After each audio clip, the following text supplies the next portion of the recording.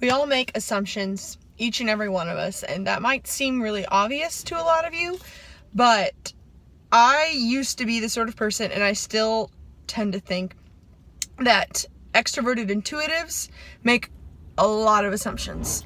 And it kind of bugs me sometimes and everything, but I'm starting to understand like how introverted intuition also makes assumptions, and extroverted sensing also makes assumptions, and extroverted thinking makes assumptions, and extroverted feeling makes assumptions, and introverted thinking and introverted feeling.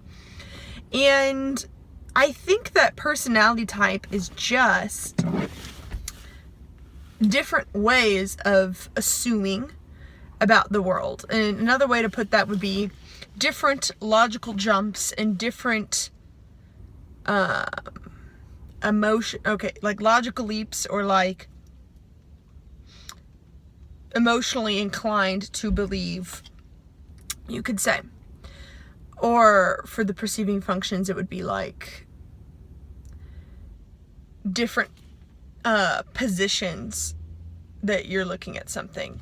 Like if reality was like right here, then like extroverted intuition, they would be standing from this vantage point, and then introverted intuition from over here. Wait, no.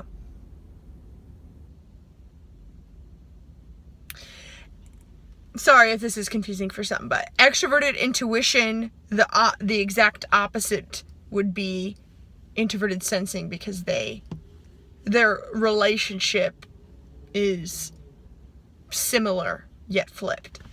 So anyway, I'm going off topic. Yeah, I just wanted to talk about how we all make assumptions, and how just as we prefer certain cognitive functions, we run the risk of believing that the way that we see the world, like through my lens of extroverted feeling and introverted intuition, we run the risk of thinking that that is the correct way. Which it may be, it may not be. The truth is relative. But learning about type and learning about functions, it goes beyond personality. It goes beyond thinking that, oh, I'm emotional and they're thinkers, and thinkers are cold and heartless. And it goes beyond like thinkers being like, oh my God, people are so emotional and they don't think before they talk, and they take things out of proportion, and they need to get back to logic. Like, these are character traits we're talking about, and it has nothing to do with like who we are. It has more to do with how we tend to behave. And I think it's a very elementary way to think about personality type and cognitive functions, to only look at the way we behave. And I think that the best way to use personality type and cognitive functions is to observe ourselves and to understand, okay, if my preference is extroverted feeling and introverted intuition, then what assumptions am I making along with that? And what am I ignoring? And what areas can I grow?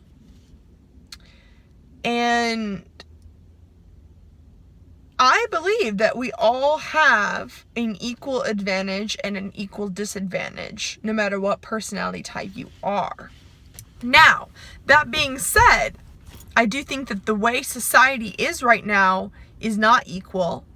Like, we might collectively value some things over others, but that doesn't mean that what you have to offer doesn't have value. For example, I believe that society collectively values logic over emotion, but that doesn't mean that emotional strengths don't work the exact same in this world. Just because a bunch of people value something doesn't mean that it doesn't have the same effect. For example, we might say as a society that we collectively value rational thinking and logic. We might shame people that don't value rational thinking and logic. And we might demote them as lesser than in positions of society. Yet, that being said, politicians use pathos and emotions in order to get elected.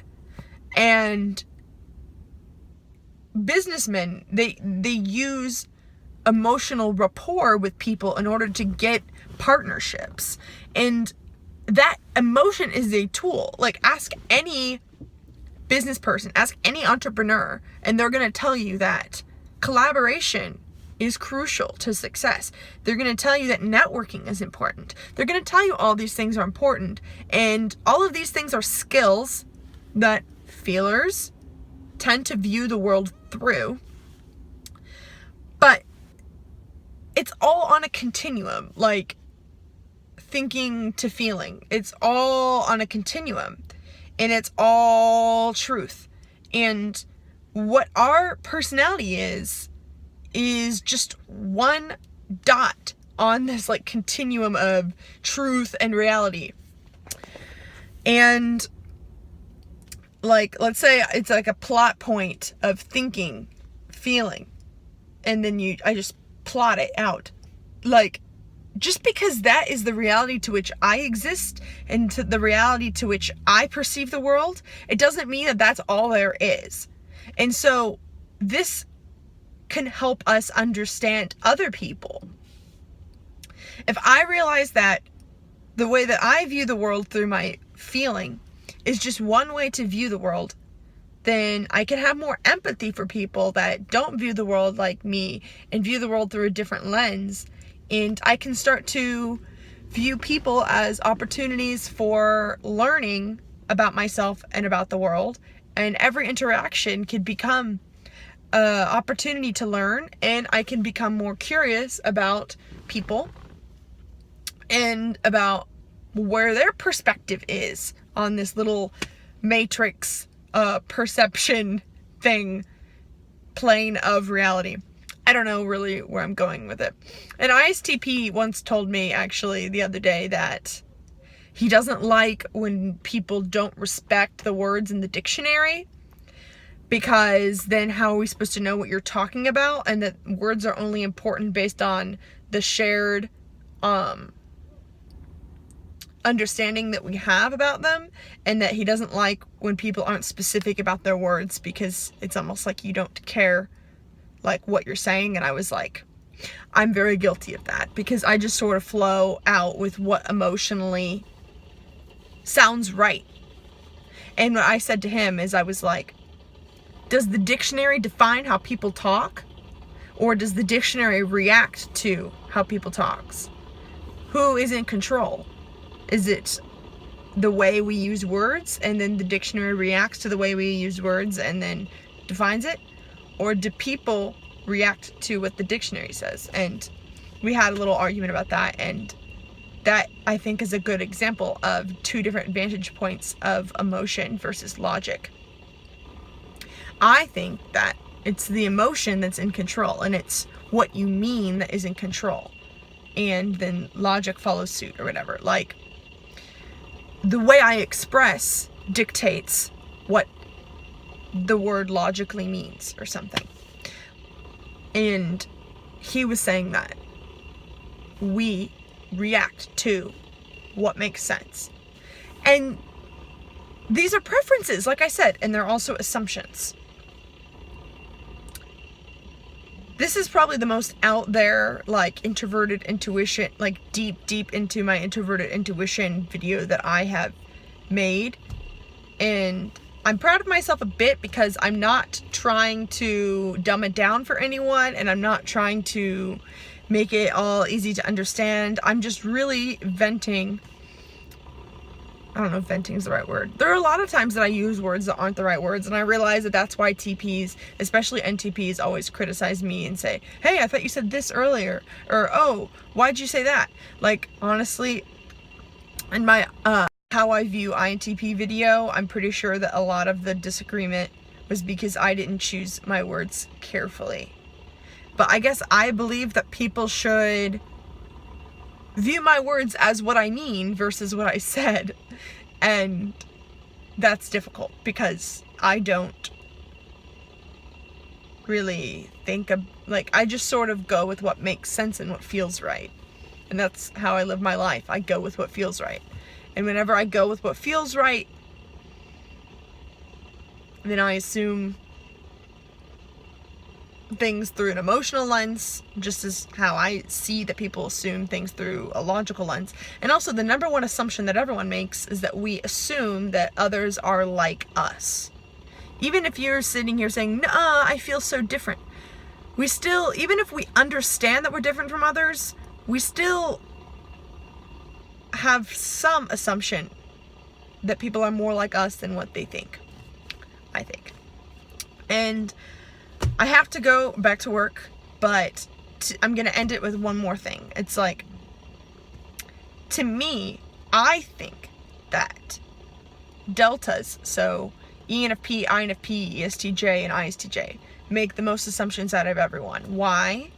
Because they use the functions that I don't use. And so when they're using extroverted intuition and extroverted thinking, my introverted intuition and introverted thinking are like, whoa, whoa, whoa, whoa, whoa, hold on. You don't know what you're talking about yet. And I'm sure the deltas might feel that about me. And to wrap this up, it's like, I find that extroverted thinkers just sort of move forward with a thought, whether or not they've validated if it is coherent with their entire perspective. And so I tend to distrust when extroverted thinking is just moving forward. And the similar thing goes with extroverted intuition. But I also understand that they view me as like talking out of my ass and just saying what I feel without checking to see things as well. And yeah, this is kind of a rant, kind of something to think about, kind of some thoughts. But yeah, comment below and tell me, how do you think that you assume things in your life? Do you think about yourself as someone that makes assumptions? Do you think that other types make assumptions? What type do you think makes the most assumptions? In what areas of your life do you think that you make the most assumptions? And do you agree that cognitive functions each lend to their own specific types of assumptions? And do you believe that an assumption that an extroverted feeler would make would disgust an extroverted thinker, and vice versa? And those two have a parallel relationship, and so does NI and SI, SE and NE, and TI and FI. Do you think that those assumptions, like, they tend to view the other as assuming when really they're assuming something as well, and that these two, whenever there's a conflict in personality, that it's actually an opportunity to learn? Yeah, that's, I guess, what I believe. Thanks for listening and checking in, and I will talk to you soon.